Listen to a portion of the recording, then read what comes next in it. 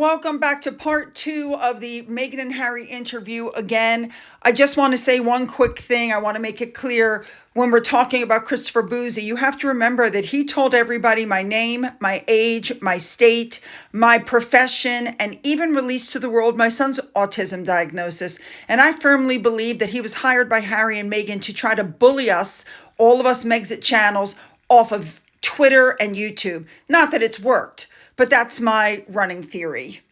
So let's jump back into this interview, part 2. Here we go. All right, here's the next thing that Meghan Markle said that I reviewed and that mainstream media has finally caught up with me. And I would never want someone else to be making those sort of plans, and I would never want someone else to not be believed. Well, it seems that the mainstream media had finally caught up to what I said, because I said that that was nothing but a dig at Piers Morgan, because Piers Morgan from the beginning said, I don't believe her. And as it turned out, he was right not to believe her, because she had 17 proven lies, outright lies, lies by omission, or, whatever, in the Oprah show. Okay, let's continue to the next thing she said. If me voicing what I have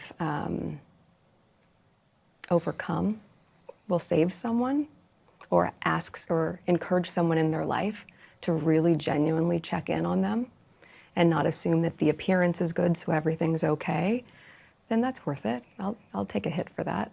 So once again, it's Meghan Markle who's going to be the savior of everybody because of what she overcame, and she's going to be open about everything, but she hasn't been open. Again, she made all kinds of claims. She says she went to HR. What was the name of the person in HR? They've asked for that information. She's not giving it over. They've spoken to HR. Nobody there remembers ever seeing her there. We know what really went on, guys. She was never suicidal. The entire thing was called playing Diana. The entire thing. Now, remember what she just said. It's the Mimi show. She's going to take a hit for it. She's going to save other people that are hurting. Her voice. She's going to do it. It's me, me, me, me, me. Get it? Okay. Next thing. Now, the next thing I want to show you, I showed you yesterday, but I'm going to show it to you again just because I think it's so relevant. Watch this. The two of you, this is, it's a modest beginning. And look at Meghan's mask drop. She even swallows to keep herself under control. All right, let's move on to the next thing that was said by Meghan Markle. It's not an army of parents yet. No. But what are your ambitions? I think you have to start somewhere. I think the simplest thing that anyone watching this, or anyone who's able to make change, to look at it through the lens of, what if it was my daughter?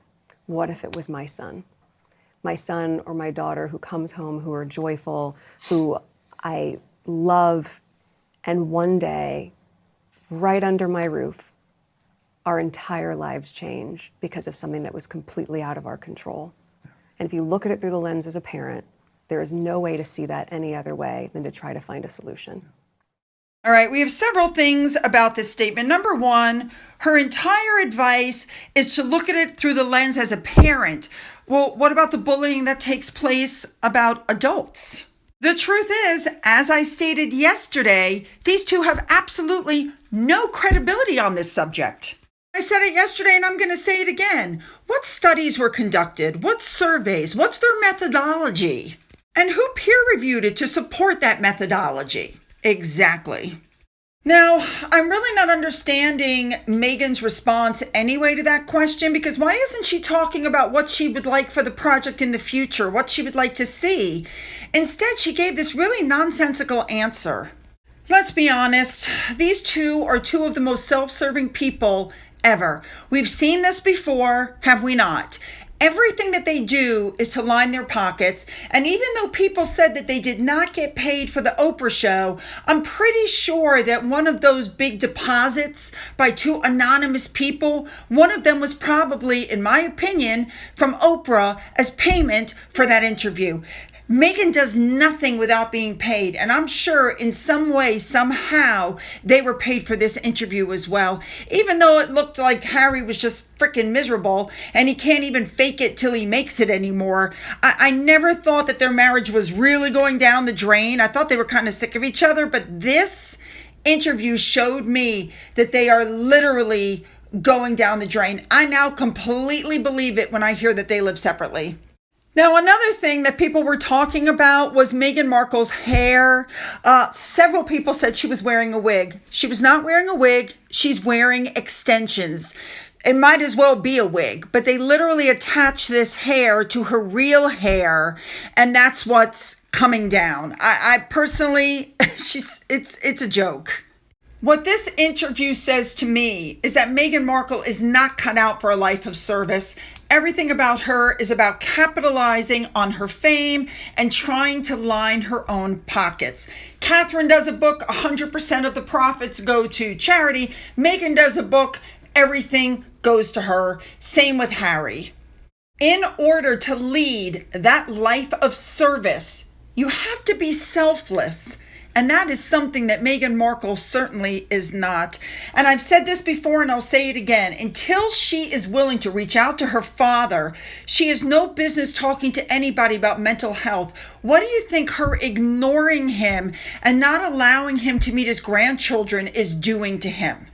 Does she even concern herself with that? No. Why? Because her father doesn't have anything that she wants. I myself have absolutely no doubt that if Thomas Markle hit the lottery for $500 million, she'd be knocking on his door. You know what I'm saying? Then it would be a completely different story. You know, I did an interview with Andy with Popcorn Palace yesterday, link in the description box. And one of the things we talked about was the fact that everything they do is for self-promotion. And I think these videos that clearly show that everything is being taped, everything is on camera, everything is a show. And you will see this footage again for Archwell to show that they're doing something. The fact that everything is on camera shows that this is nothing but self-serving propaganda. This is really not about the parents at all. All right, you guys, you know what to do. Hit the like and the subscribe button and the bell for all notifications. And you're going to follow me down to video number 3. The link is in the description box. Hit it and follow me. Let's go.